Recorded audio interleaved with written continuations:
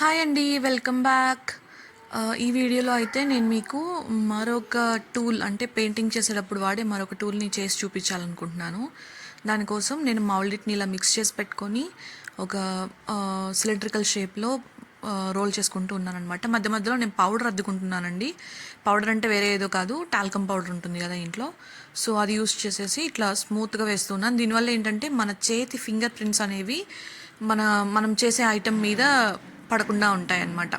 స్మూత్గా టెక్స్చర్ కూడా వస్తుంది. దానికోసం అని చెప్పి నేను పౌడర్ అద్దుకొని ఇలా సిలిండర్ షేప్లో పెట్టుకున్నాను. అండ్ దాని తర్వాత దాన్ని కొంచెంగా ప్రెస్ చేసుకున్నాను. మీరు వీడియోలో చూసినట్లయితే తెలుస్తుంది కదా.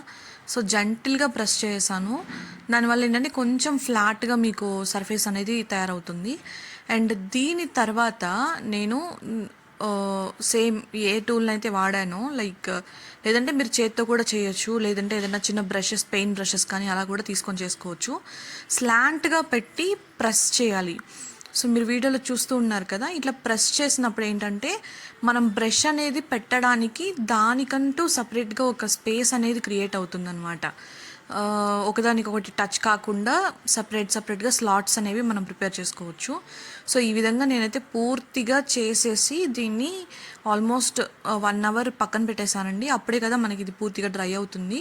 సో ఈ విధంగా ప్రిపేర్ చేసుకున్న తర్వాత 1 అవర్ నేను పక్కన ఎండబెట్టేశాను అనమాట. సో ఇట్లా చేసుకునేటప్పుడే చేంజెస్ ఏదైనా ఉంది అంటే చేసుకోవాలి, ఆరిపోయాక మనం ఏం చేయలేము.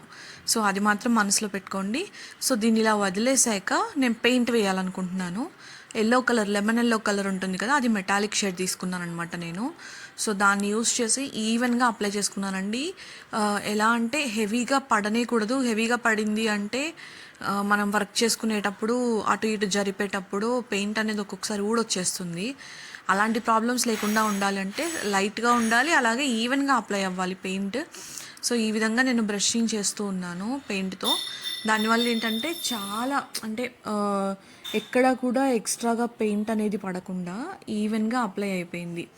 సో నేను ఇట్లా అప్లై చేశాక కూడా ఆల్మోస్ట్ నేను 1/2 అవర్ పక్కన పెట్టేశాను. సో ఇది డ్రై అయిపోయిందనమాట. ఇలా డ్రై అయిపోయాక మనకి ఐటమ్ అనేది ఫైనల్గా రెడీ అయిపోయింది. మనకు నచ్చిన షేప్స్ చేసుకోవచ్చు, నచ్చిన కలర్స్ చేసుకోవచ్చు.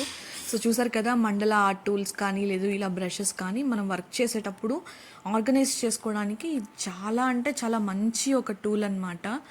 హోప్ మీ అందరికీ ఈ వీడియో నచ్చింది అనుకుంటున్నాను. నేను చేసిన ఈ ఐటెం నచ్చింది అనుకుంటున్నాను. మీరు కూడా ట్రై చేసినట్లయితే ఖచ్చితంగా చెప్పండి. Thank you so much for watching.